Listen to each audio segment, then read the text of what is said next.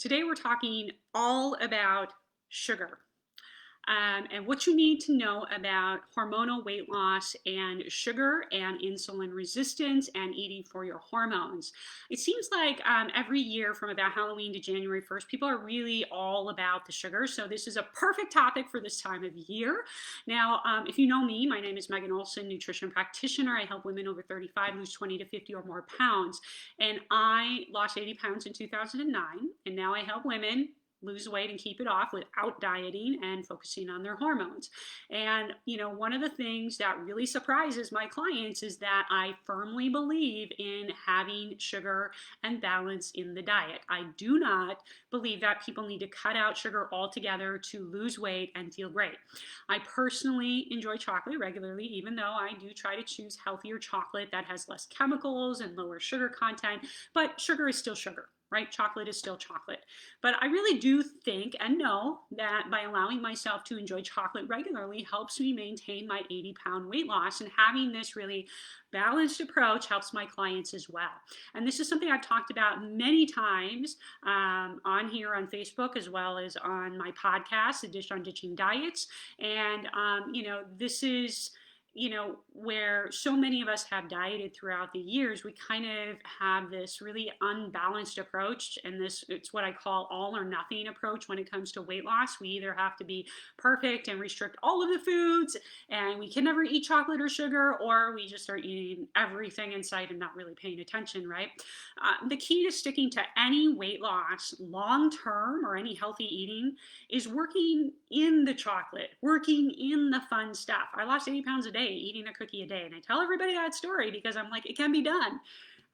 But what many of you guys are doing, and this is very common that I see, is that when you eat chocolate, when you dive into your favorite foods, you think you failed and then you give up. And that's really living in that all or nothing mindset. It's an extreme. And truthfully, the best way to succeed with weight loss long term is to practice incorporating things like chocolate. Practicing being in the middle means taking a much smarter approach. And it's going to take a little bit longer. So we're going to talk about sugar today. Sugar, I'm sure you've heard, is bad for you. Your body does need some sugar, but the problem is that there is a huge amount of sugar in the average American diet these days, which is estimated to be about 150 to 350 grams of sugar daily. And the American Heart Association recommends 24 to 36 grams for women and men, respectively. That's about 6 or 9 teaspoons.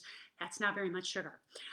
So there has been a lot of recent media and diets like low carb and keto that have promoted this unhealthy mentality around sugar. And what they promote is not the full truth, because think about it, sugar is in a lot of natural foods, fruits, vegetables, dairy, grains. They all have naturally occurring sugars. And that means the sugar was grown naturally in the food, not added to it in a laboratory or manufactured with it. And these type of sugars are the sugars our body needs, the natural ones. And yes, your body does need some amount of sugar. Not a lot, but a little. And everyone needs to maintain proper insulin or blood sugar levels in the body. Insulin is an extremely important weight loss hormone. It either tells your body to store fat or to excrete fat. Okay, sugar is also energy for muscles, organs, and a little bit for the brain. They all need that sugar to function. The best form of energy from sugar is really, again, from the natural sources: fruits, vegetables, dairy, grains, right? Complex carbohydrates that have fiber, vitamins, and minerals that our body needs. And those are really the sugars that most people are very deficient in these days. The problem sugars that we have in America are the added sugars. And these are really, really the thing that you want to eliminate or reduce as much as possible from your diet. The large amount of sugar consumption that I shared with you is largely coming from added sugar. You don't even realize that you're getting it. I guarantee it. What may surprise you is that added sugar is in nearly every packaged food these days, even healthy looking food that's marketed to you with these buzzwords like paleo, whole 30, gluten-free, nature, natural, diet, non-project GMO, verified, organic, and many of these foods have added sugar, even though they have these buzzwords on them.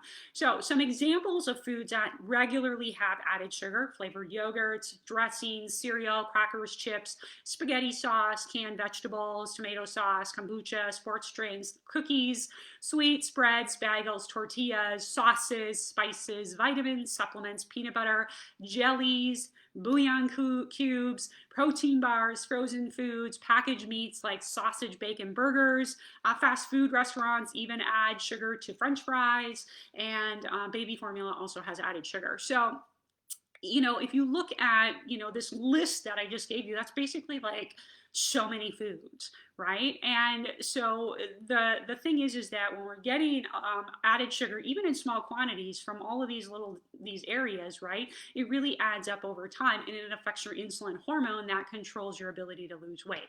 So you may be asking yourself, why does food manufacturers add the sugar to the products? Well, people's brains, they like the sugar, right? It sort of lights up the brain a little bit, similar to a drug, and people's taste buds do start to get altered the more that they eat the sugar. So that's why diets like keto and Whole30 and low carb have some popularity, because when people go on them, they feel better. Well, they feel better because they're getting the sugar out of their diet and they're starting to eat more whole foods, right? But you don't have to go to that kind of drastic extreme to lose weight. In fact, it'll probably get you more on the yo-yo diet, because it's not going to be something you'll be able to sustain forever. So anyways, our taste buds do kind of adjust to this sweetness and then crave more of this sweetness over time. And that's some of your hormones that are kicking in and adjusting to that. And it affects your insulin hormone. Our bodies are really not intended to survive off of sweets, which is why you may have noticed that when you try to incorporate chocolate in your eating plan, that you tend to always go overboard. And that's because you're likely addicted to it on some level, and your taste buds are really trained to receive that sugar. Not to worry though, you can retrain your taste buds, so there is hope, and you can turn this around very, very easily, actually. The real issue with sugar comes from just getting it from all of these different added sources. So you not only get it from the natural sources like the fruits and vegetables and the grains and the dairy, but you're also getting it from all these added sources. And this is really, was started in the low fat craze in the 80s and early 90s. Remember when all the doctors were proclaiming that low fat was how to lose weight? Well, what happened is, is that low fat is how we all got fat, because sugar was added to the food when they took out the fat. Right? And so there was no flavor to the food without the sugar, and that's why the sugar was added. Now, fast forward to 2020, and we really have a serious health crisis with obesity, because sugar is just in everything. And honestly, there are so many politics behind our food supply in America. I won't go into those details here, but just know that from a public health perspective, the public health really isn't the first thing on our government's mind. It's more about protecting the sugar industry and, favoring the food manufacturers, which means you really have to take ownership of your own health and really read food labels. Added sugar is truly the root cause of many health issues that we're experiencing in our country, and they are, the cause of inflammation, right? When we eat more sugar, our brain learns to use that fuel and rely on it, and expects that we will feed it sugar. So it gets less good or lazier at burning fat on our body, which means we're constantly on the sugar roller coaster all the time, constantly craving more sugar, which means that, you're not burning fat. And that's a real problem if weight loss is your goal. And this is why I teach women to eat for their hormones. That one hormone that's really important, insulin. Insulin is one of the hormones that I teach women to work with. Insulin has to be controlled for weight loss, because like I said, otherwise the body gets really lazy and relies on the sugar and never burns any fat.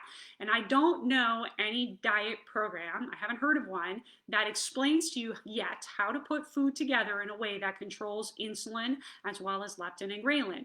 These are your metabolic hormones. And I really focus on teaching women this because it's the key to getting your cravings, hunger, sugar cravings, energy under control and keeping the weight off for good. It really is, because you're teaching your body how to eat with your natural hormones, and you're teaching your body how to burn fat and not be lazy and just rely on sugar. So sugar is also a major deal in terms of the immune system. It's literally something that affects our immunity, which obviously immunity is really a big deal right now. Just one rise in blood sugar, one hyperglycemic episode can dampen the immune system, which is never good. And sugar, like I said, contributes to inflammation, which is the root cause of all disease development: cancer, heart disease, arthritis, autoimmune disease, you name it. Sugar, inflammation, that's the cause. Sugar is also shown in research to be correlated with excess fatigue and a drop in alertness. So while you might get an initial boost from eating the sugar, you will always experience a crash, right? Blood sugar goes up, blood sugar has got to come down. And that's what happens every time we eat. And it's just happening sometimes in a smaller version when we're eating some of these foods with added sugar.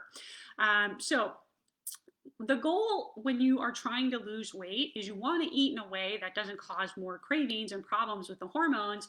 And one way you can do that is by reducing or eliminating the added sugar from your diet. And I'll explain to you how to do that. All the food manufacturers are now switching over to a new nutrition facts label, and that facts label has, like the serving size, calories, fat, protein, carbohydrates, all of that. And then under the carbohydrates, you should see a line that says total sugar and then another line that says added sugar.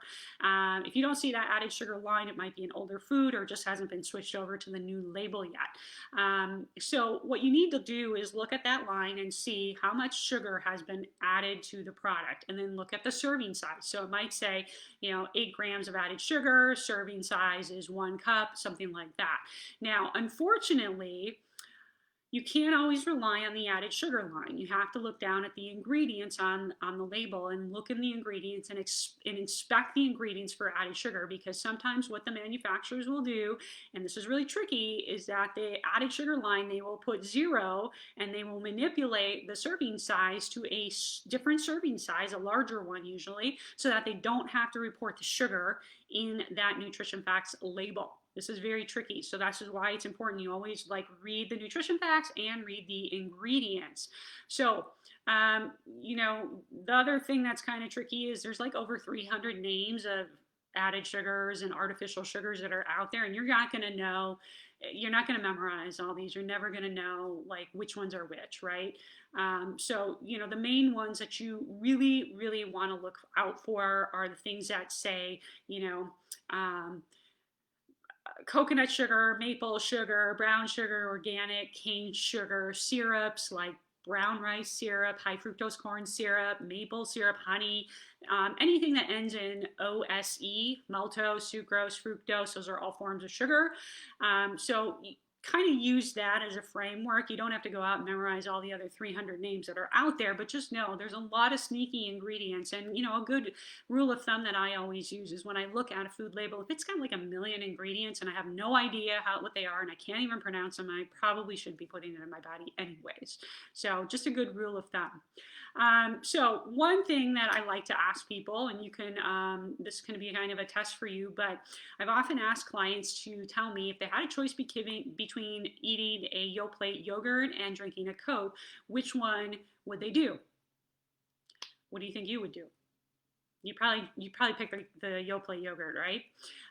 And that's almost hands down what all my clients will say. But the truth is that the Coke has about as much sugar in it as the Yoplait yogurt, the original one. Is that not crazy?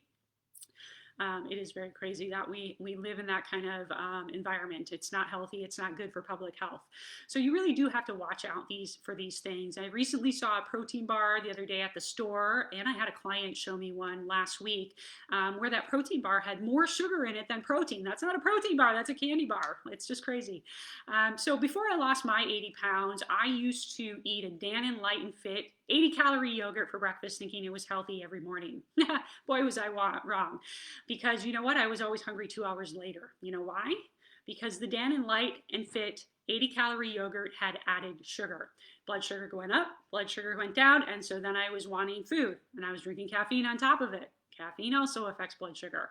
So blood sugar is insulin. Insulin is your weight loss hormone, right? This is what I mean by the importance of eating for your hormones. You got to choose foods that are really not going to affect that insulin hormone. And when you learn to eat for your hormones, you're really able to eat things that don't sabotage your hormones, that control your hunger, energy, and cravings. And that's where you get the momentum with being able to lose weight, because you're able to lose weight without restricting things, and you're doing things in a much more gradual and sustainable way. And when you really get the added sugar out of your diet, when you start flooding your body with more of the right foods that work with your hormones, that's when you can start adding in the chocolate and not sabotaging yourself. I mean, the holidays are here, right? It's time for holiday baking and treats. But before you start doing that, you really have to kind of look at all of the foods that you eat on a regular basis. Go through your kitchen and look through all of the foods that you usually buy and look at the label, inspect it, get the foods out of your house, that have the added sugar. Get rid of them because it is going to start making a huge difference in your insulin. And when people are overweight, insulin resistance is what most people have. It means that your body has gotten lazy with relying on sugar as its primary fuel source, and it's not tapping into fat to lose weight, right? So this will make a big difference. Go through your kitchen, get out all the foods that have added sugar, and start paying attention to this stuff when you buy foods at the store, okay? I hope that this was helpful for you today. If you want more information about weight loss hormones, I've got a free class right above this video. You can go click on that class and watch it. Make sure you got a pen and paper because it is a lengthy class that's going to go into a lot of details for you and help you on your weight loss journey. I'll talk to you soon.